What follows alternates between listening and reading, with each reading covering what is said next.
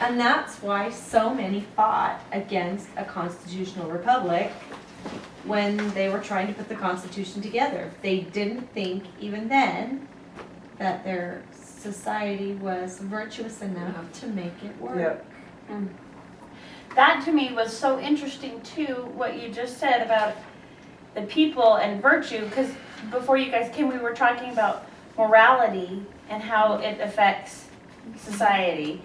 And my dad was saying that morality implied people who are moral are accountable. They take accountability for themselves. And so then you say that a nation or a government that's governed by the people creates virtue. I thought that was so interesting because all the people are in charge of the government, then they all have accountability. They all have to be virtuous to make it succeed. So to me, that was another tie-in between virtue and accountability. No, that's so good, Wendy. It was interesting.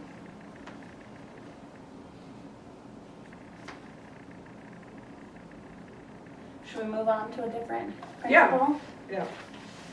Oh, we never have as much time as we could go, but unless anyone wants to go more on that principle, what one do we want to switch to?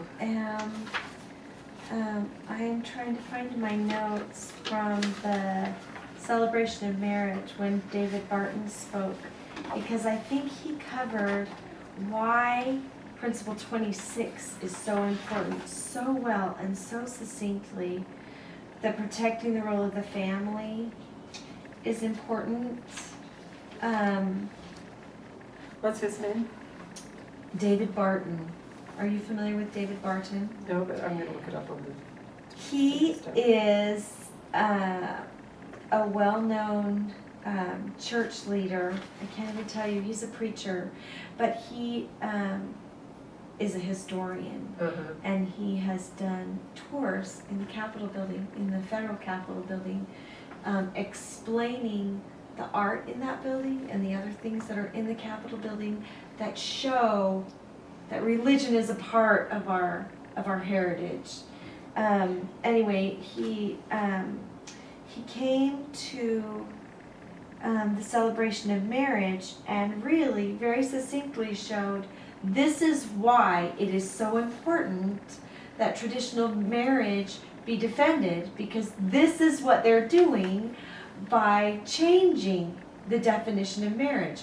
Once again, when you change the definition of a word, you change the entire system.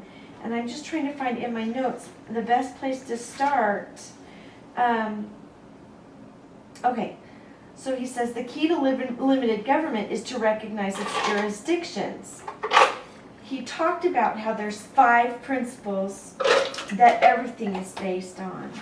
And it's that all men are created equally, that we have inalienable rights, and these are things that the Constitution is based on, that government exists to protect those God-given rights, that everything is fixed, that there is a moral law, and the moral law is fixed, it doesn't change, and that the 5th one is the consent of government, and the consent of government only works under a moral law. Okay, so from there he said, the key to limited government is to recognize jurisdictions. Marriage doesn't belong in government. Government doesn't have any position saying what marriage is, because marriage is a moral law. Okay? There is a natural law.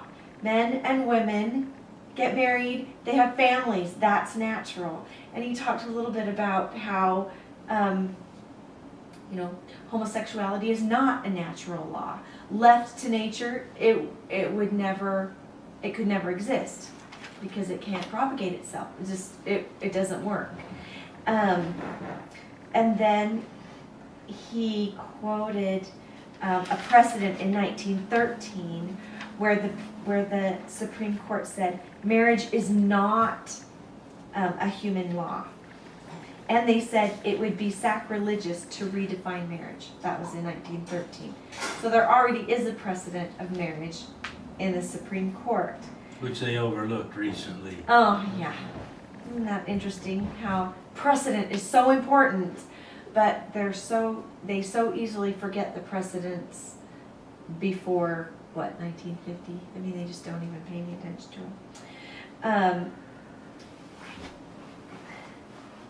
So tell me the principle that includes jurisdictions again. Well, natural law. The key to limited government is to recognize jurisdictions. The government doesn't have any jurisdiction over marriage. There just isn't any. And then he says, the secular leaders are changing religious expression, changing the rights of conscience, changing the rights of self-protection, which are all God-given rights. They change all of those by changing the tradition of marriage. In other words, not protecting the family. If with their ruling that, with the Supreme Court rulings that they were making, all of these other things can be changed. If they change the definition of marriage, they change religious expressions, our right to religious expression, because they can now force religious leaders to perform marriages that are against their moral law, which is a natural law, right? And he says, these are all rights from God, but the people who are changing all of these don't believe in God. It changes the rights of conscience. We've seen that with the mandate of covering abortion in health insurance, which also isn't the government's business, right? So that's another jurisdiction they've taken. But all of these things, he just ticked down all these dominoes that fall. As soon as you change the definition of marriage, you've changed religious expression. You've changed the rights of self-protection. You've changed, a preacher cannot get up at his pulpit and speak against homosexuality because that is now discrimination. Do you see how everything falls? That's why it's so important to stand in protection of traditional marriage, because there are so many dominoes of religion that fall. So I find it very interesting that that is one of his principles in these 28 principles, that protecting the role of the family is so important to our liberty. And as he sat there and just went through the whole thing, he gave a 90-minute speech in about 30 minutes. Poor guy. The celebration was so long. He was the keynote speaker and he didn't even start speaking till 10 o'clock. It was crazy. But I don't think he left out a word. He spoke really fast. But that was something that just was an aha moment for me, because there's so many battlefields right now. Education, marriage,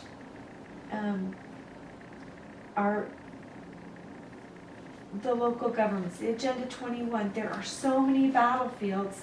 It's hard to choose one. But he showed me why this is such an important one. And I'm not sure exactly, besides having those celebrations of marriage and getting together and saying, there are still a lot of us who believe this. It is still the majority who want traditional marriage. I'm not sure what else we can do. I love that question that she asks. So what can we do? Besides contact our representatives in our representative government. I think his point, the thing that he said we should be able to do is educate each other, have small cottage meetings,